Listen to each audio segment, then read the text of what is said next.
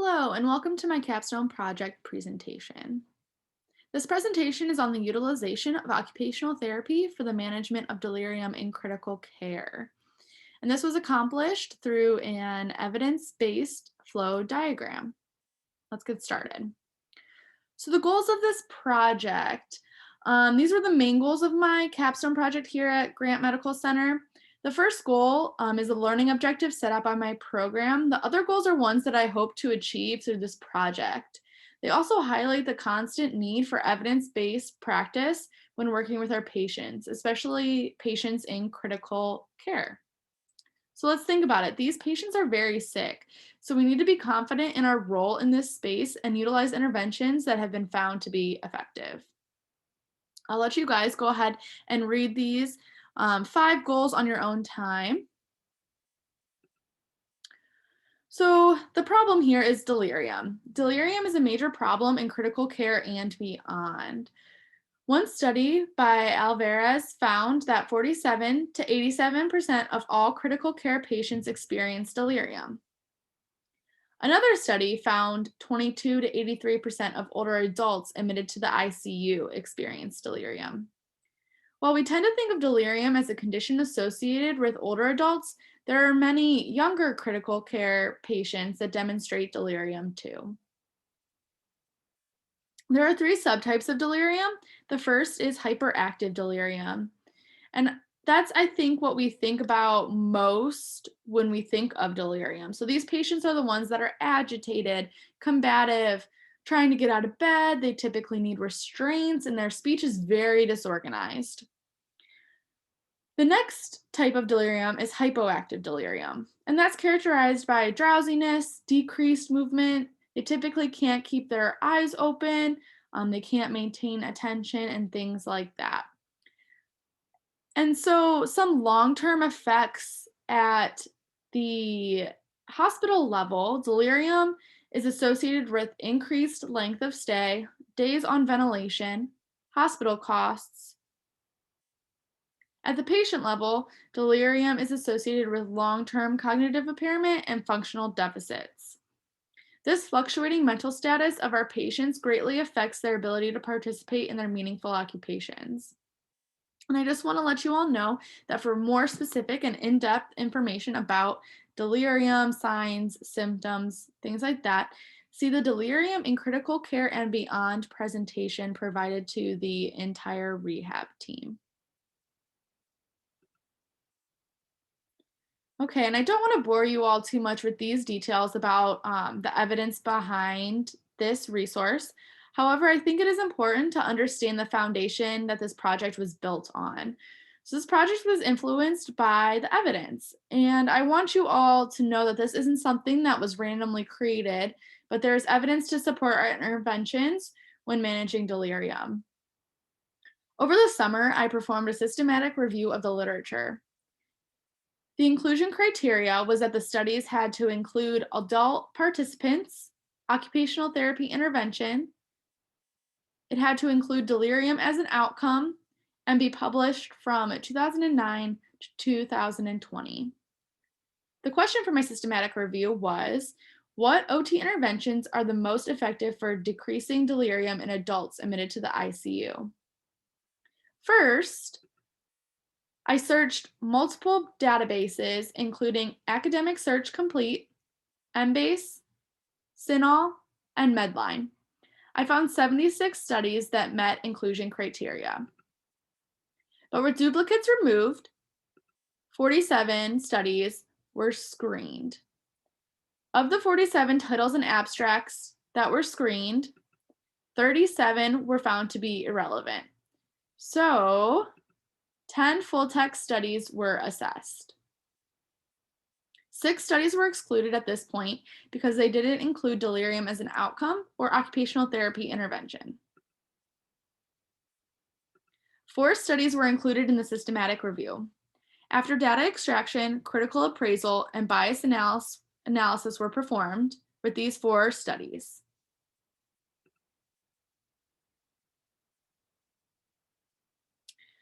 And so just kind of talking more about what else I looked at in the systematic review. So grade assesses methodological quality through inconsistency, indirectness, imprecision, and publication bias. It was found to have a weak strength of recommendation due to the very low quality of evidence and a positive direction because it is in favor of the OT intervention. Also, there's low risk to the patient when implementing these interventions. Yellow traffic light means use OT interventions for delirium with caution and be client-centered when implementing these interventions. While the intervention has a low risk or harm to the patient, the gain is decreased delirium, which has many benefits at the patient and hospital levels, as we talked about in previous slides. The key findings from my systematic review were OT interventions that include aspects of early mobilization, family caregiver involvement, polysensory stimulation, cognitive retraining, upper extremity preservation, positioning, and basic ADLs. So after I started my affiliation, I began more literature searches to dive deeper into each specific intervention that was found to be a key finding in my systematic review. So these searches were not as structured and rigorous as the previous systematic review. The inclusion criteria was widened to include articles that do not mention OT, did not have to include delirium as an outcome, and were published greater than 10 years ago. The goal of this was to better understand the scope and best practices of each specific intervention. The concept map helped to organize all of this information into one picture. So looking at this, you can see each of the interventions have their own little bubble, and then the articles are branching off of them. So the yellow articles are ones that discuss more than one role of intervention. Blue articles discussed only one specific intervention. I wanted to provide this as a visual for all of the information that is available on these topics.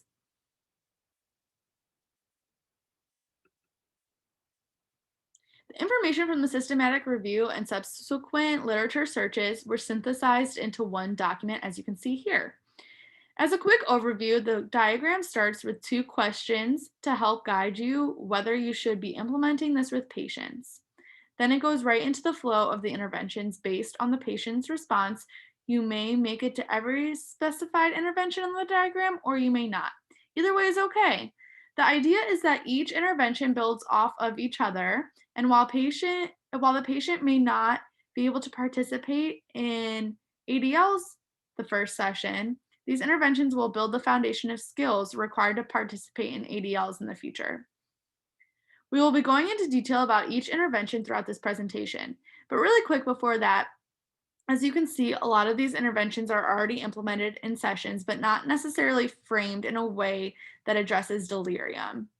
So this flow diagram really is a tool to provide these interventions in a delirium management lens. It was created based on the idea that you could walk into the patient room and have an idea of where to start and how to progress based on the patient's response to the intervention. This tool was created to encapsulate all critically ill patients, no matter their level of functional ability. So with that being said, some patients may move really quickly through the first few interventions, like looking at sensory positioning, cognition, and require more time with the latter interventions, such as upper extremity function and ADLs. And again, this is okay. It is a lot to look at, this diagram. So we will start at the top of the diagram and move through section by section.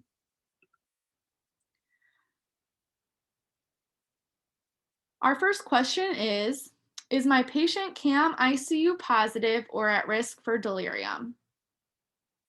To find the most recent CAM ICU score in Care Connect, you go to the Summary tab and it should be under the ABCDE bundle. From here, we either go to no or to yes.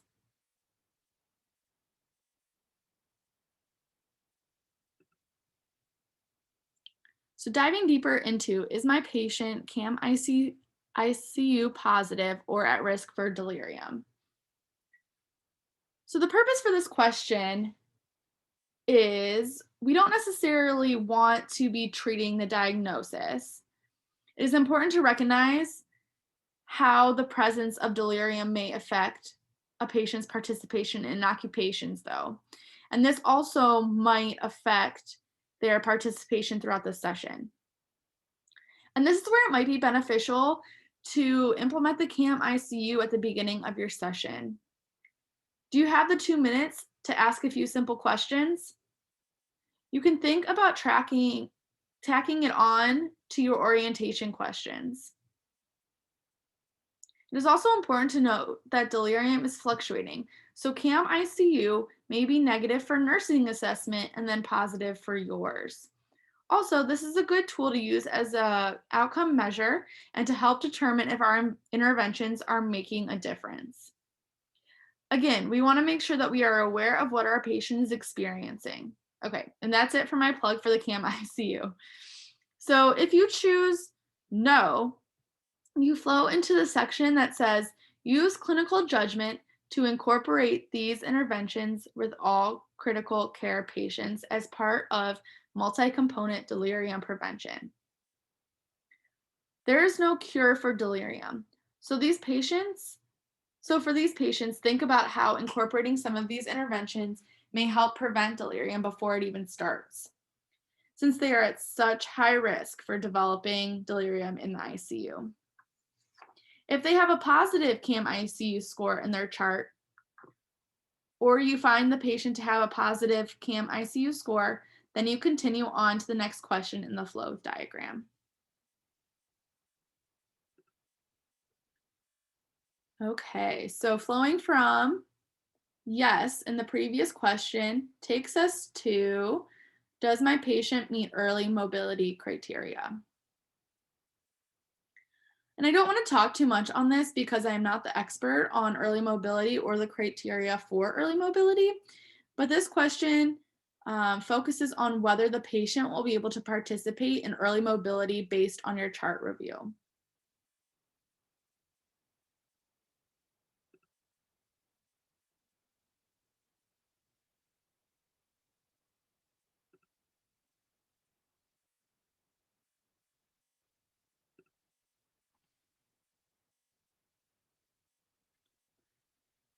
I just wanted to note that early mobility is supported in the evidence, usually with fairly high levels of evidence in the form of randomized control trials. If we choose yes, that our patient meets early mobility criteria, then we flow into the early mobility intervention. Again, I am not the expert on this topic, and there are already established guidelines and protocols. I would encourage everyone to follow these established guidelines for this intervention. If our patient is outside of the early mobility criteria, then we choose no and flow into sensory interventions. It might feel uncomfortable to work outside of the early mobility parameters, but I hope the flow and interventions outlined in the next slides empower you to fill the gap that the early mobility criteria sometimes creates. And the gap that I'm talking about is just the gap between the orders being placed and then the patient being able to meet the early mobility criteria.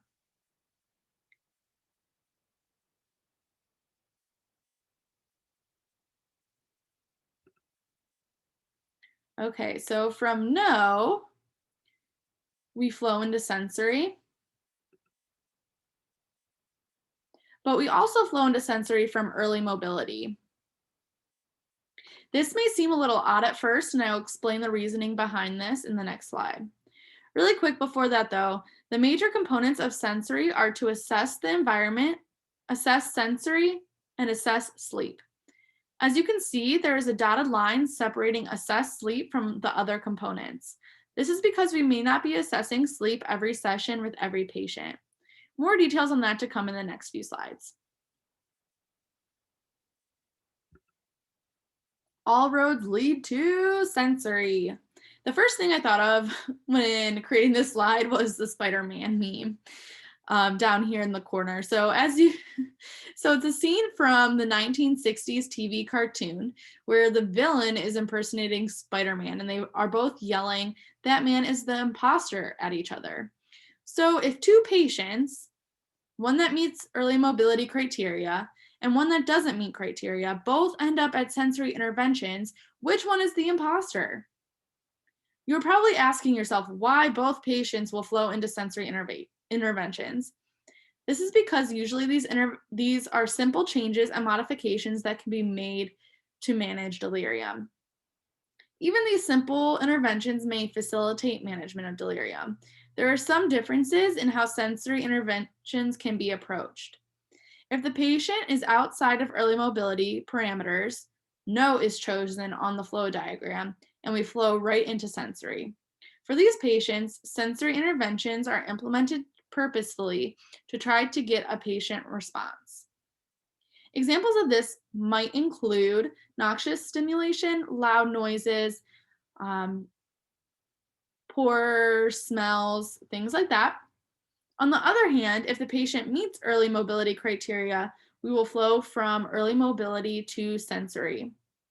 For these patients, sensory interventions are not necessarily facilitating a direct response from the patient.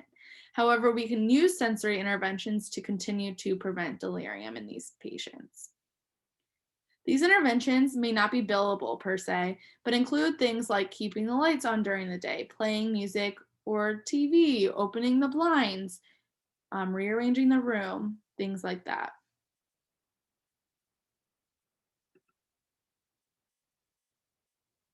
We need to be assessing the environment as soon as we walk into the room. Is there sufficient light for the time of day? Are lights on? Are blinds open? What is in their line of sight? Are they staring at the ceiling? Can they see their whiteboard? What are they listening to? Are alarms sounding? Is the TV on? How loud is the ventilator for some patients? What are they able to smell? Odds are, if the smell is unfamiliar to you, it might also be for the patient. So when looking at this portion of the flow diagram, you can rearrange the environment and make as many modifications as needed. Think about facing the bed towards the window, silencing any alarms, placing orientation information within view. And just a side note here, I created an orientation information sheet if the patient is not facing their whiteboard, which can be found at the other delirium management materials.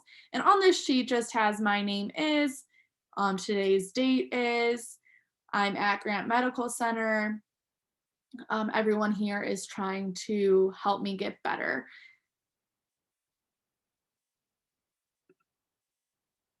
The next part is to assess sensory. How much sensory stimulation is the patient receiving? Is it too much, indicating a sensory overload, or is it not enough, indicating sensory deprivation?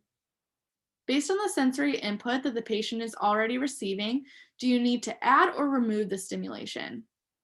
I tend to think that agitated patients may require removal of stimulation, whereas hypoactive delirium patients may require the addition of stimulation to facilitate a response. Be client-centered and focus on each specific patient. For some patients, especially ones who are at the very foundational or preparatory level, so those patients who need basic interventions to begin to prepare for ADLs, we are trying to facilitate a response. This may be through noxious stimulation, loud noises, visual stimulation if their eyes are open. So think, are they blinking to a visual threat, reflexively closing their eyes if you move your hand close and fast to their face? What about a cold washcloth? Smells such as alcohol wipes. So we're looking for any and all responses. Facial expressions, opening their eyes, moving their limbs. This will assist in documentation and determining progress, because what they responded to and how they responded today may be different than yesterday, and it may be different than what it'll be tomorrow. Again, with these patients that have a more typical RAS, so a RAS that meets early mobility criteria, we probably will not be billing for these interventions because we are not doing these interventions to facilitate responses, but rather prevent delirium. For example, someone with a RAS -1 may not require noxious stimulation. Your voice may be enough to facilitate a response. So from there, then you would move on to the next part of the flow diagram.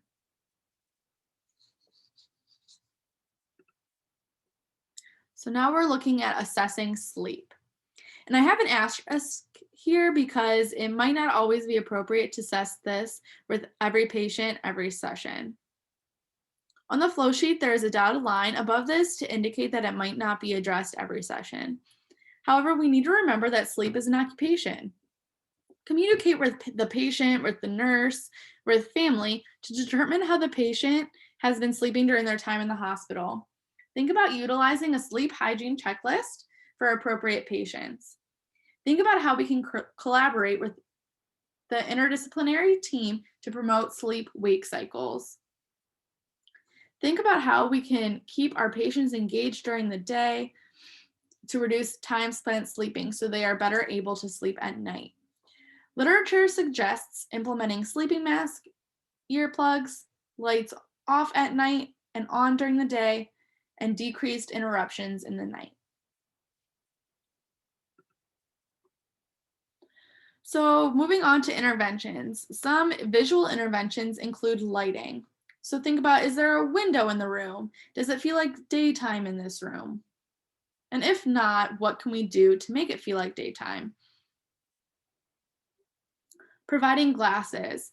So just think about how disorienting it would be to not be able to see what is going on around you. Bringing your hand quickly towards their eyes. So do they flinch to visual threat? Are they processing what they're seeing? Can also work on scanning to different quadrants and areas of the room. Are they looking at the space around them or staring straight ahead? Think about how confusing it may be if we are only looking at one area. They might not be able to follow commands to do this activity, so just keep that in the back of your mind too. So visually tracking is another intervention we can do. Kind of what I just said about visual stimuli and processing that stimuli and following commands. But can we facilitate a response with various colors? So thinking about how they respond to bright colors versus like a white color. Are they better able to track and scan with that different color? We can also place objects in their line of sight. So such as like familiar objects that family brings in. If they have, again, like their orientation information. Are they able to see anything or are they just looking at the medical equipment or the ceiling? Again, think about how disorienting that must be for our patients and try to set up the environment so they're not just looking at these medical things. Next, moving on to auditory interventions. So some auditory interventions include music and TV on. Silencing alarms is able. I'm not telling you that you should silence important alarms or anything like that. Make sure that the proper team members are notified if needed if the alarms are going off. So loud noise is another one. Saying their name loudly and clapping to facilitate these responses. And again, mostly with patients with a low RAS. Can also provide hearing aids. Again, think about how disorienting it would be if you could not hear what was going on around you and you cannot hear what people are telling you. And to assist in some better sleep, can we provide them with some earplugs? All right, moving on to tactile interventions. So some tactile interventions include noxious stimulation. This can be pinching different areas of the body to gain an understanding if responses are different in different parts of the body. Pressure to the nail bed. We can also apply cold washcloth. And these interventions should be implemented to facilitate responses again. You can also see how they respond to different textures and things like that. There are also some tactile interventions that are not well defined or based in evidence for adults. So definitely use these with caution. Some of these interventions are typically used with pediatrics, but for our patients, it may assist in facilitating some tactile responses. So these include muscle belly rolls, joint compressions, and brushing protocols. So for that, you can use a washcloth or a towel. You could use a toothbrush or whatever is available. So you want to make sure that you start all of these proximal and move distal. And just a brief overview, for muscle rolls, you use your hands to roll the muscle using a good amount of pressure. It should almost be like a massage. And this is actually talked about in the JFK coma recovery scale, which is really interesting if you guys have time to check that out. Joint compressions, you provide slight traction, then compression to each upper extremity joint. And brushing is just providing that input to the upper extremity. And if you are wanting to implement these, I would encourage you to look a little further into each intervention and perform them safely and effectively. Again, watch for contraindications, including fractures, joint deformities or problems, where lines and drains are and everything like that. I want to encourage you to use your clinical judgment with those interventions. All right, and moving on to environmental interventions. So I would say that there is some overlap between these and other interventions too. I would say that these interventions may be more passive and not necessarily engaging with the patient. I would encourage you to incorporate environmental interventions and modifications with the patients that do meet early mobility criteria also. I think these interventions would be beneficial to all patients. And some of these interventions include placement of the bed in the room. So can they see the window? Can they see the whiteboard? Can they see their TV? Blinds open, lights on, music, TV on, adding, removing blankets.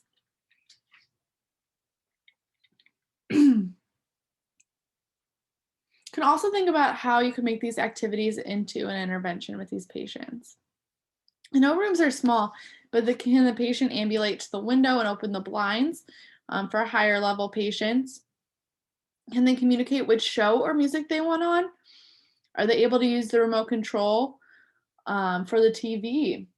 Think about how we can utilize these environmental interventions and make them more actively engaging for the patient.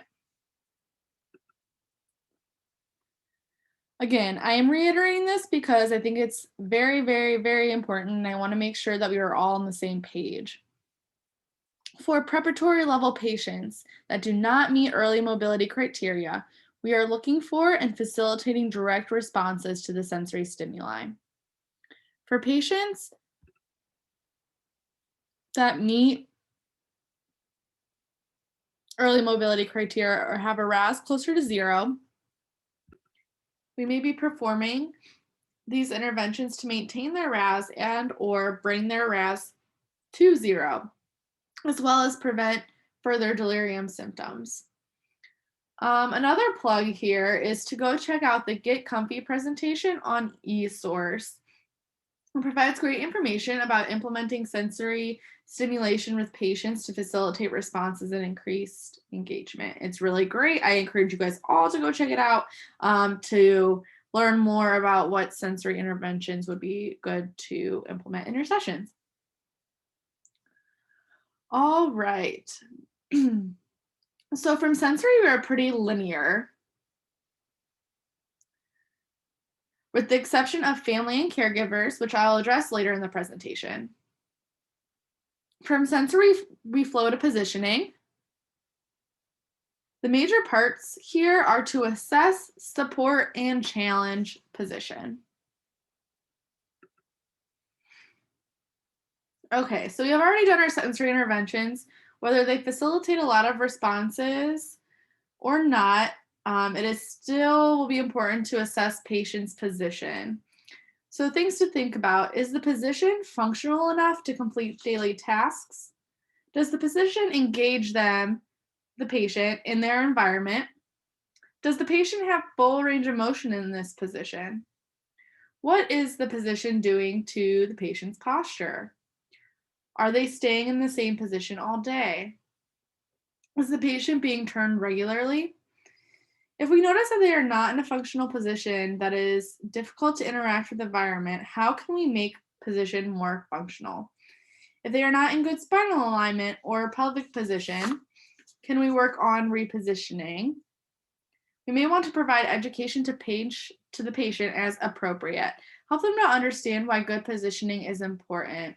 Collaborate with nursing staff and other members of the interdisciplinary team to assist in carryover with positioning interventions. So those are the things to think about when you're assessing position. Next, we want to support proper positioning in the bed. What is the position we want to promote or the function that we want to preserve, and how do we facilitate it? So I want you guys to be thinking about that.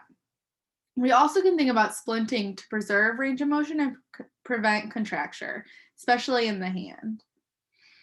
We could also support position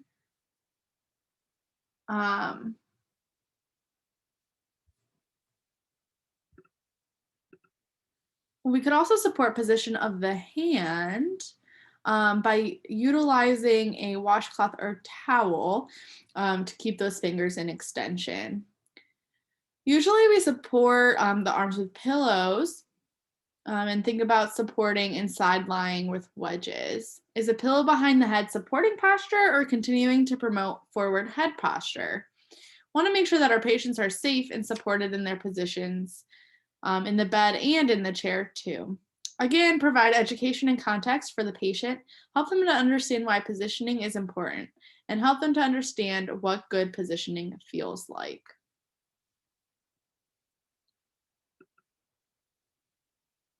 Next, we want to challenge position. So always keeping vital signs in mind. What can we do to provide that just right challenge for our patients? And I just want to make note here that you may receive some pushback from the nursing staff or providers, but we need to advocate for this challenging position piece because our patients will be disadvantaged if we are not challenging them. They're just going to become weaker with decreased endurance, contractures, and that poor posture that'll carry over from the hospital. Let's think about what is their resting position and how can we challenge that to provide better posture and better positioning. A lot of the times the patient's neck is turned towards the vent. Think about how this resting position may disadvantage them once they come off the vent. They're lying flat. What does elevating the head of the bed do to their vitals? So they're able to tolerate that raising head of bed so they're not just staring at the ceiling. Are they able to tolerate even just a slight increase that we could maybe progress through each session? Again, looking at what their hand and arm positions look like. Think about next steps for the patient. What will help them progress their bed mobility and their ability to sit? They will have to tolerate rolling, side lying, for example.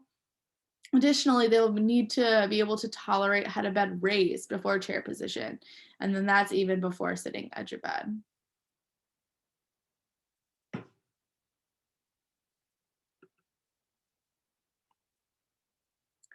All right, so looking at positioning interventions, I think I mentioned quite a few throughout the slides.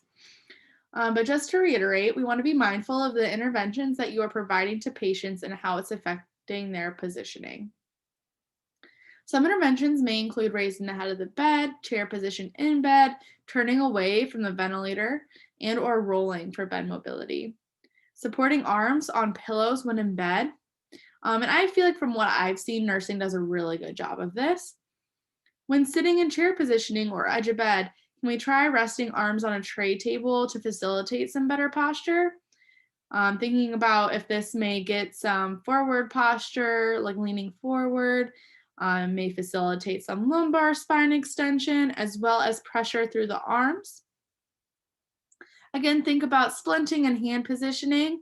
Would the patient benefit from an orthosis or splint to support proper hand position? Think about where you are placing pillows too. Is the placement of the pillow supporting posture or inhibiting good posture? Sometimes pillows can support a forward head posture, which creates a misalignment in that spine. Another role of ours is to advocate for our patients and also to collaborate with the interdisciplinary team. And this will only increase the carryover of the positioning interventions that we're implementing in these sessions. All right, so from positioning, we move into cognition. This is something that is already being looked at in our sessions, and we can document it in the flow sheet. The aspects of cognition are to assess cognition, challenge cognition, and reorientation. Again, another side note, we don't want to wander far too deep into speeches territory. So when working on these cognition interventions, we want to make sure that we are staying functional and occupation based as much as possible. Don't be afraid to ask speech for assistance in this area, and you may want to advocate to the team for a speech consult if you think it would be beneficial to the patient and their cognition.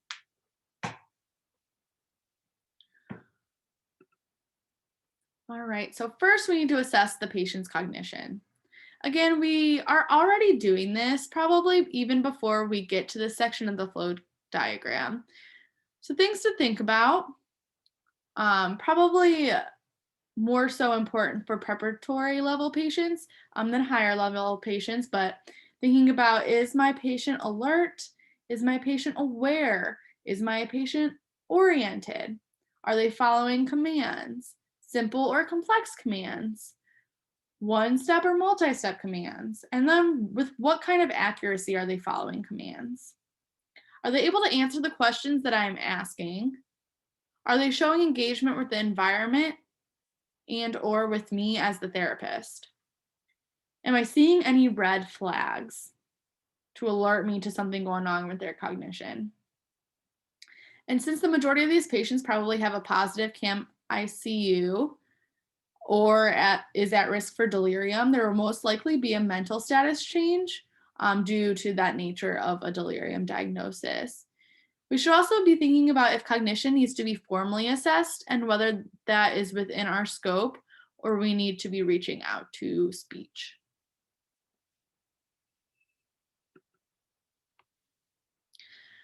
So again, talking about that just right challenge. What is the just right cognitive challenge? We want to be facilitating engagement with the environment. What are they seeing and understanding? Are they seeing and understanding what is going on around them? We want to be facilitating social interaction to keep their brain rooted in this reality. Think about how disorienting and confusing it would be to have people talking about you, but not to you. Provide meaningful interaction to our patient, especially those who are delirious. Start simple and progress towards this complex cognitive challenge. Simple cognitive challenges could be simple one-step commands.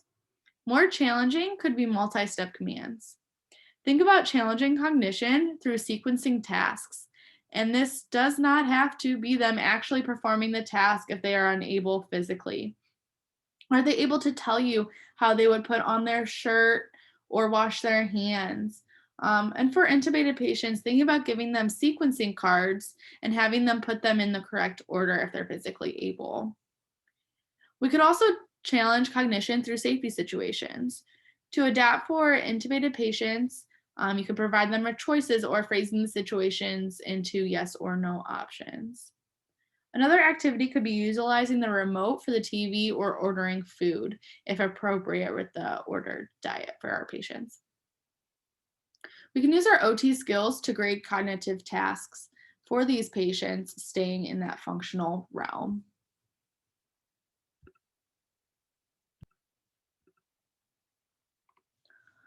Okay, and reorientation. So reorientation is a common intervention in the literature and in documentation for OT sessions. We should be ensuring that our patients are oriented to time, place, person, and situation. If they are not oriented, then we should orient them as long as it benefits the therapeutic relationship. For some severely agitated patients, reorientation may cause a great strain on the therapeutic relationship. So we want to make sure that the reorientation is benefiting the patient.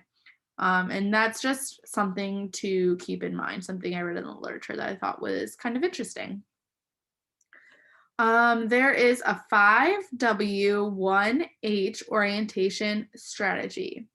And this asks, so all the questions are, who are you?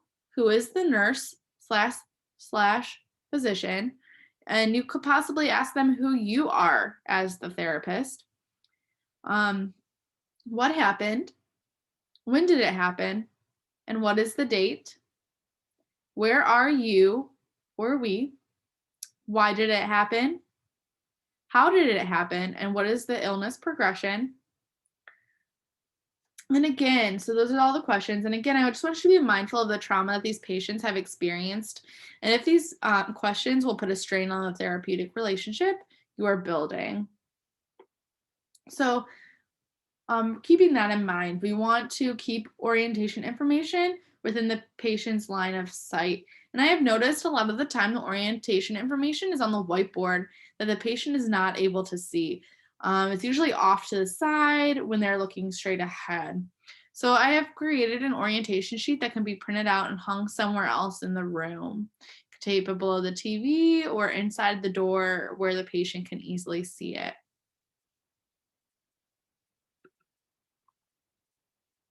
So some cognitive interventions may include the orientation sheet mentioned previously to hang in the area of the room that is visible to the patient, identifying safe or unsafe situations to provide insight, sequencing simple tasks that, again, don't have to be them actually performing the task if they are not physically able. So again, like you can ask if they were going to brush their teeth, what would they need? What would they do first? Same thing for dressing, face washing, or hand washing. And so for those higher level patients, we can provide them with simple mind games or puzzles. And I have found a few simple crossword puzzles, I Spy games, and word searches to keep their minds working. And that's, again, with all the other delirium materials. To facilitate memory, we could assist the patient in creating an ICU hospital journal to remember the day's events. This even works on fine motor control, visual perception, and communication if the patient is able to write. Think about simple medication management tasks to facilitate successful transition to home or the next level of care. And again, this might not be a top priority in critical care, but it is still an important ADL. It also facilitates cognition and can be graded based on the client. Maybe you were working on recall and helping them to list the medication that they were taking prior to their hospitalization, or maybe you're working out a schedule for taking their new medications, or coming up with questions that the patient wants to ask the doctor about their medications. We also can focus on tool use with the remote and selecting the proper TV channel or music. Similarly, having the patient select their meals and order their food, again, if they are allowed a diet. There are a lot of functional cognition interventions to be utilized to promote engagement in management and delirium. So be creative, use your OT brain, and really dig into some of these cognitive tasks with these patients. All right, moving on from cognition, we float to upper extremity function. So the literature sometimes refers to this also as upper extremity preservation. The important components here are to assess range of motion and strength, as well as provide exercise, especially for our hypoactive delirium patients that are not moving their body nearly enough. And we know that they are losing strength every day. We want to maintain range of motion and strength as much as possible throughout their critical care and hospital stay. Okay, again, keeping vital signs in mind. What is their tolerance to all of these activities? So for passive range of motion, how much is their body allowing me to move their arms? Is there any tightness that I can feel? For active range of motion or active assisted range of motion, how much movement can the patient perform on their own? Do they need some assistance or no assistance? Do they need support for their limb? Are you just supporting at like the elbow and they can, move their arm the rest of the way? Think about how this may challenge cognition through command following, sequencing, as well as motor planning. So, and again, another thing just to keep in the back of your mind, these are kind of building off of each other, and we're also kind of challenging that command following part of cognition here. For manual muscle test, How much strength do they have to perform daily tasks? Do they have enough strength to even squeeze my hand? Sometimes we may think that patients aren't following commands because they do not complete tasks, such as squeeze your hand, when prompted, but we need to think about if that is really a cognition issue or if that's due to lack of strength.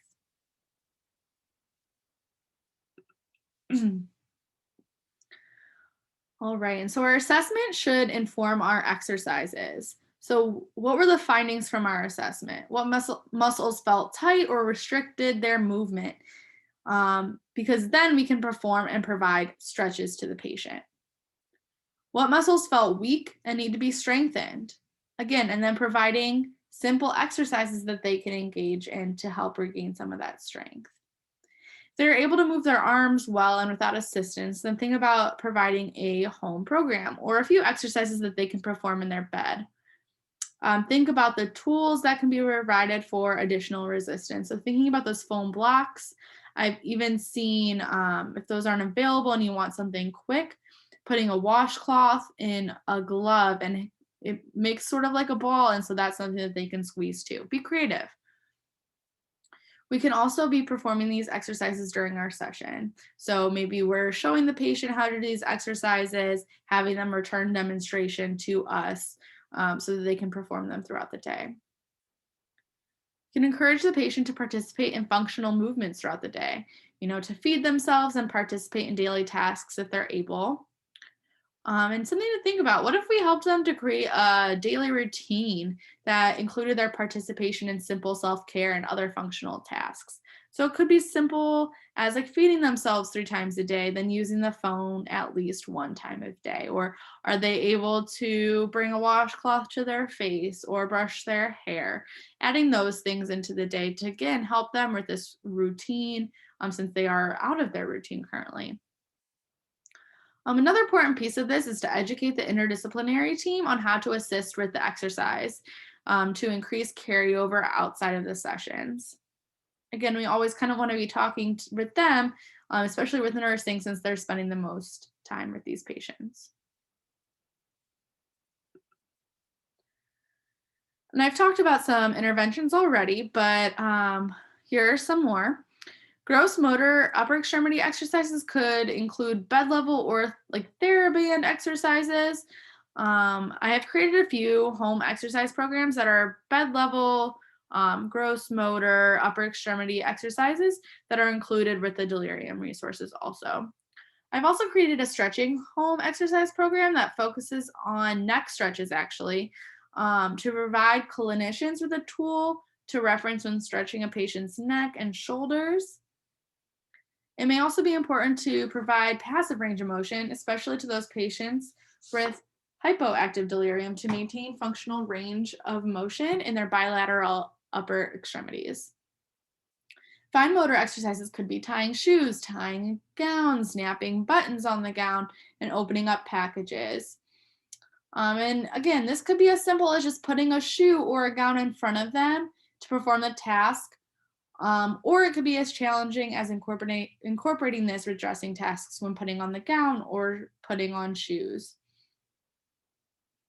We also can think about incorporating reaching tasks, either supported in the bed or unsupported sitting edge of bed. This may be more functional than just having them perform range of motion or exercises over and over and over again. Thinking about having the patient sitting in the bed's chair position and pulling themselves forward using the rails so their back is not touching the bed. Again, providing the patient with a functional activity program or schedule to encourage participation in functional tasks. Provide the patient with a home exercise program that they can perform in their room to occupy some of their time. All right. So the last somewhat linear piece of this is moving from upper extremity function to basic activities of daily living. So ADLs are our bread and butter as OTs, so this should come somewhat naturally to us already. The components here in this section are to address ADLs and basic ADLs. All of our interventions up to this point should be preparing the patient for optimal participation. All right, so first we're going to assess ADLs. We are already assessing participation in occupations every session, and we're using the AMPAC and clinical observation. But it should be important to assist the patient in determining the occupations that are meaningful to them also. We should not just be facilitating the occupations that we think are important, but also addressing the occupations that are important to the patient. This may take some time, but engaging the patient in their preferred occupations may provide better outcomes and decrease their agitation. So now that we know what occupations are important to them, we need to facilitate engagement in those meaningful tasks. Again, we are experts in task analysis. How can we grade these activities to best support participation? Does our patient need cognitive support or physical support or both? Is there a small part of the task that the patient can complete, then you perform the rest? While our services need to be skilled and facilitate patient participation, the patient may benefit from receiving max assistance when performing ADLs also. Think about how frustrating and disorienting it must be to be so weak that you cannot wash your face and remove the crust of the sleep from your eyes. Maybe the patient is not physically able to perform the task. They walk you through the supplies you will need and the steps of the task? Is that an option? So hopefully when they regain some strength, they're better able to participate in the task. It's all cognitively there, but once we do some strengthening with that upper extremity function section of this, we can get back to participation in the ADLs. And so this is creating a holistic client-centered treatment for increasing engagement for the patient. All right, and so some ADL interventions. I'm not going to spend a ton of time with this. We all know what ADLs are. These are not always the easiest to facilitate in critical care due to lines and tubes and space and medical complexity and all the things. But we can still facilitate these basic self-care tasks such as grooming, dressing, and feeding when appropriate. As mentioned earlier, think outside of the box. And if the patient is physically unable to complete the task, ask them to sequence the task for you and you will perform it. What other things are important and meaningful to the patient? Think about how you can better support them and facilitate participation in those tasks. Do not be afraid to communicate patients' functional ability with the interdisciplinary team. Educate and encourage staff, especially nurses and PSAs, to allow the patient to complete the task independently when they can. I've seen it a couple times where, the nurse and the patient assistant are doing all this work for the patient, like putting their socks on, putting their pants on. And really, I think I want to challenge you guys to encourage them to let the patient do it on their own. It is therapy. All right. And last but not least, we have family and caregivers.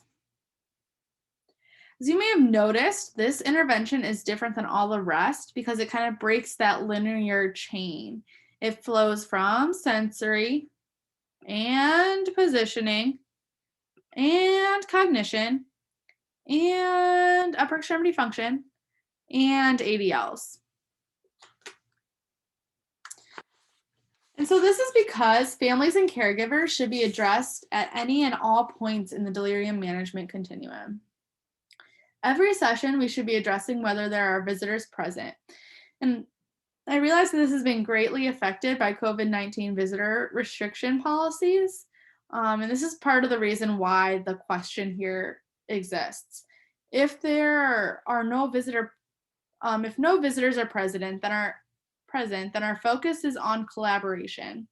If visitors are present, then our focus is on education and involvement.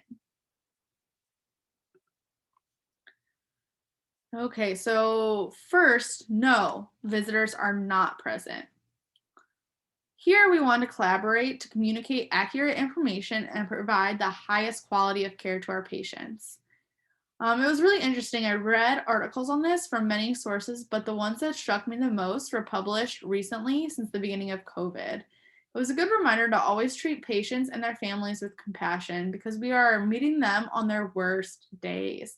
These articles talked a lot about increasing family presence, even if they are not physically present. Presence may look like video calls, phone calls, or pictures hanging up in the room. And how can we be creative when including families in OT care? Encouraging families, to leave messages and create videos may help to increase their presence with the patient. Additionally, talking to the family about what is important to the patient and the goals that they have for the patient.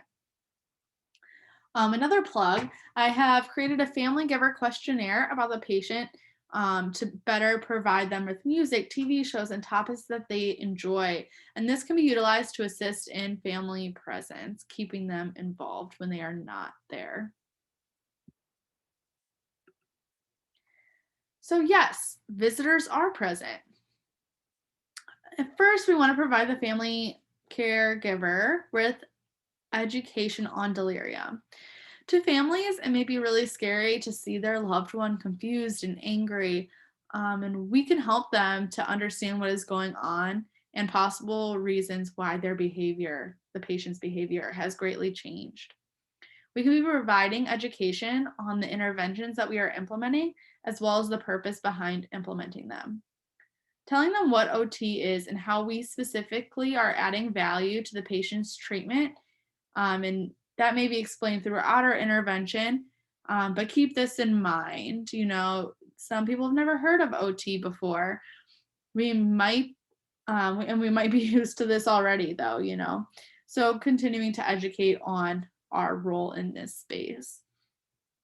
We can also educate and encourage family members to assist in preventing delirium by reorienting the patient frequently, bringing in familiar objects, and educating them on safety. Through education, we can also empower the families to recognize signs of delirium to assist in early detection of delirium.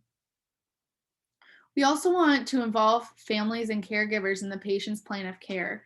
We should use them as a resource to determine baseline functioning and what is important to the patient. Again, I have created a questionnaire for families that provide good information for us to determine the patient's interests, likes, and dislikes to help inform treatment activities and interventions.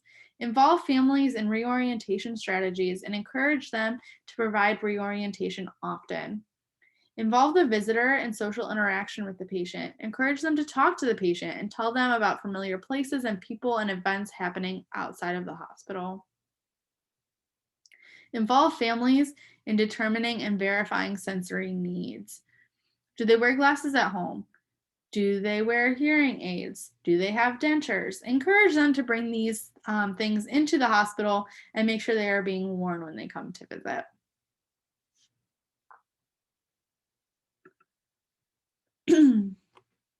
A family handout that I created is on the next slide, but we can encourage them to increase carryover with interventions that we are implementing, such as the critical care and ICU journal. As I mentioned before, utilize the questionnaire that I created or a different questionnaire, or just ask them these questions to determine interests and likes of the patient. Encourage them to provide social interaction and to bring familiar items and pictures into the hospital. Don't forget to verify sensory needs with the family and caregiver. Again, I just want to reiterate that we should address families and caregivers whenever possible and at every point of the course of OT treatment. This is not linear. Okay, and here's the handout I created. It explains what delirium is as well as signs and symptoms.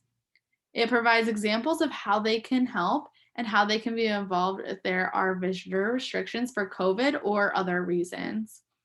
I've also recorded a short presentation that goes into more detail about all of these topics for the family, and the QR code is included at the bottom.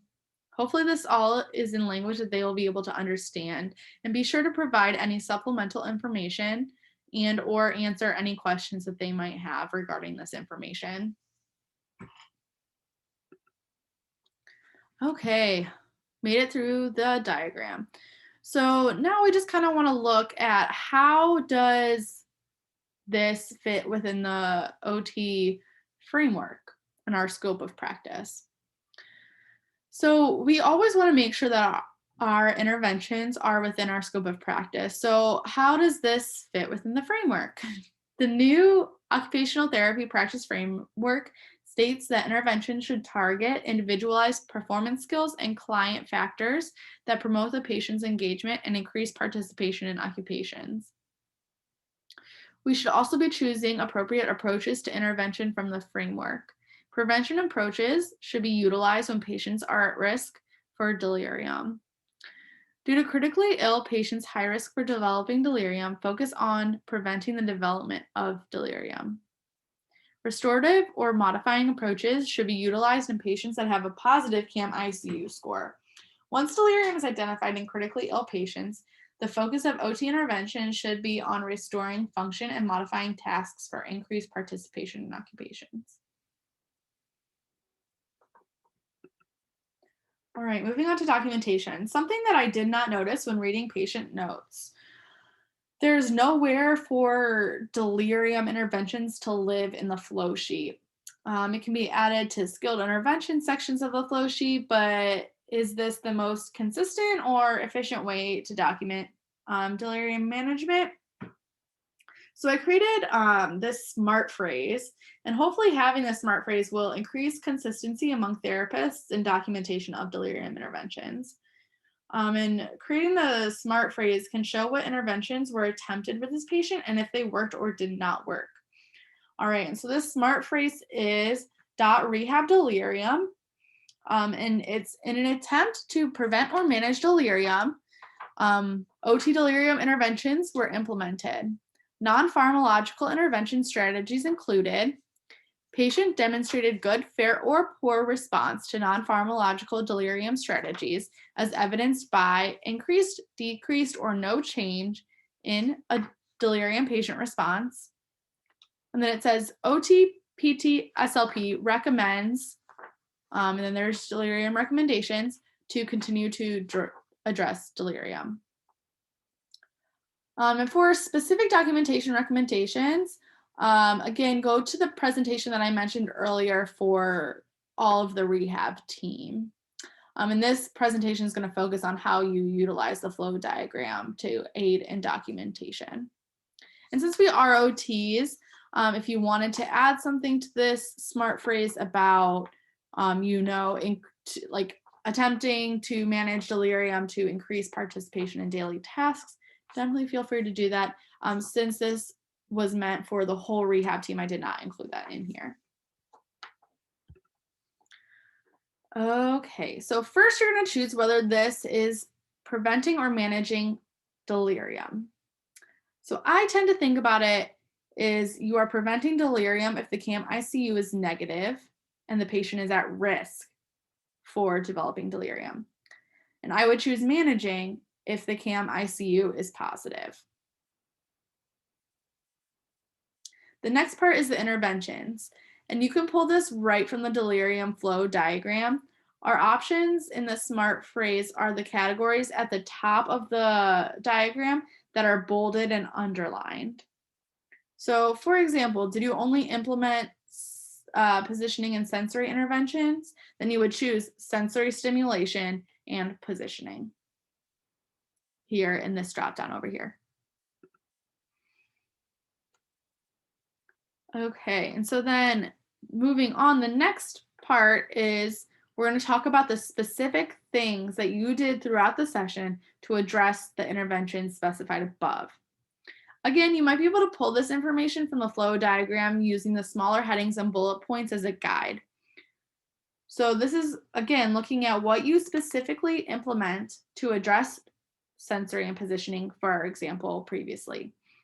So if you provided noxious stimulation, cold washcloth to the forehead, if you placed a rolled up washcloth in the hands, whatever else you might have specifically implemented in your session, those interventions will go here.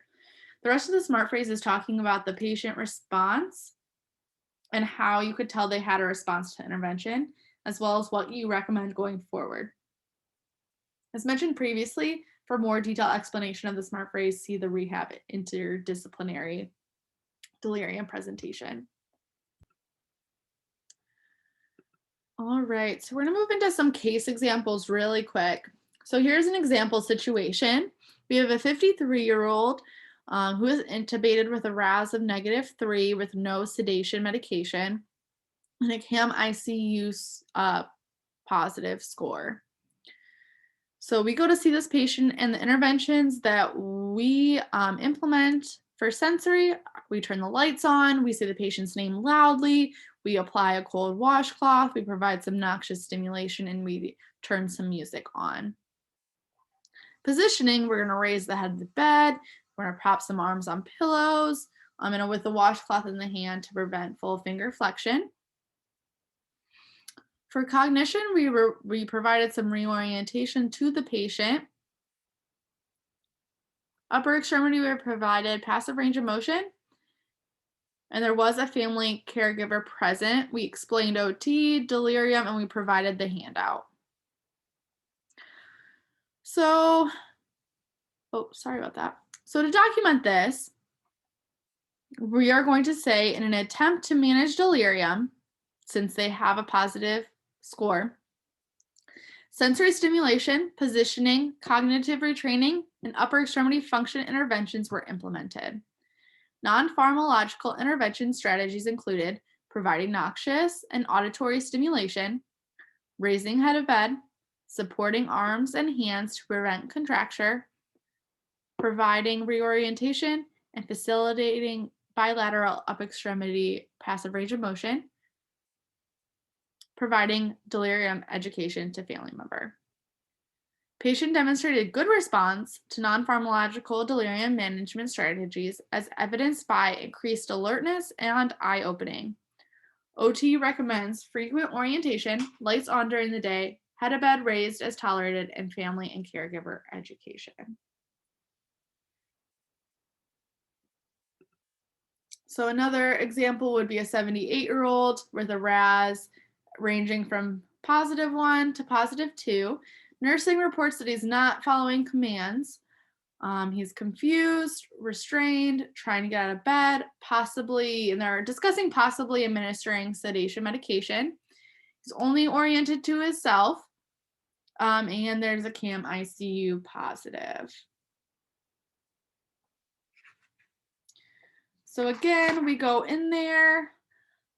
Before they give the patient sedation, you advocate to see the patient and attempt to manage their delirium. And so then you, again, like I said, you perform those interventions. And those interventions are mobility. So we're going to put the bed in chair position. And we're going to progress to sitting, edge of bed, and then we're going to progress to a transfer to the commode. For sensory, blinds open, call nursing to stop the IV from beeping, and we turn the TV on to their favorite channel. Positioning, we're going to keep the head of bed raised when we get back to bed. We're going to provide the green dorsiflexion boots. For cognition, we had them follow simple commands and asked simple questions. We engaged in conversation about where they are from and their family. We asked, then provided reorientation and updated the whiteboard. For upper extremity function, we did an upper extremity range of motion screen, and we gave them a foam block to squeeze onto. We did, for ADL participation, we did some grooming, face washing, and the family was not present. So the documentation would then look something like this. I'm not going to read it again. I think you guys got the hang of it. I definitely encourage you to mess around with the SMART phrase and all those things. And then just again, like both of these cases are like best case scenarios. It might not always go this way where you're seeing improvement in the patient's function or response or delirium. But we just want to make sure once we implement these strategies, we're continuing to implement them with the patients and we're documenting the outcomes and patient responses. Okay, so last slide. I just want to emphasize that this is only a tool meant to enhance and build on your existing skills with this patient population. Remember to utilize your clinical experience and therapeutic use of self when managing delirium. Do not be afraid to advocate for patient management beyond critical care. Um, Patients may still be experiencing delirium throughout the hospital. All right. And if you have any questions, my capstone has probably been completed by the time you guys are watching this presentation. So please feel empowered to reach out to me via email with these emails that are listed here for questions, comments, or concerns. If you are looking for more information or the resources mentioned in this presentation, please reach out to management so they can direct you to the resources. Again, thank you all so much for watching this presentation. I greatly enjoyed my capstone experience at Grant Medical Center and at Ohio Health in general. I've also included all of my references, and all these articles will be included in the Delirium resource for you guys. So again, thank you so much. Have a great day.